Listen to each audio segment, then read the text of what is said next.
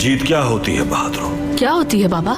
बहुत अरसा पहले एक बहादुर खान पहाड़ की चोटी पर गया। वो देखना चाह रहा था कि दुश्मन का लश्कर कितना बड़ा है। दुश्मन के लश्कर में सिपाही बहुत ज्यादा थे। खान का सिपह सालार उसके पीछे खड़ा था और सोच रहा था कि हम पसपा हो जाएंगे। क्या इतने बड़े लश्कर को हम शिकस्त दे पाएंगे? खान ने कहा कि मैं इस लश्कर को देखकर ये सोच रहा हूँ कि अपने दुश्मन के इतने मुर्दा सिपाही कहाँ दफनाऊंगा मैं। जीत सिर्फ एक ही सूरत में हासिल हो सकती है, जब तादाद को नहीं अज़्म को हथियार बनाया जाए। हर वो शख्स जिसकी सोच बड़ी होगी वही चलेगा फतह के रास्ते पर। आपका ख्वाब जितना ज्यादा बड़ा होगा, कामयाबी उतनी ही ज्यादा अजीम होगी हमेशा।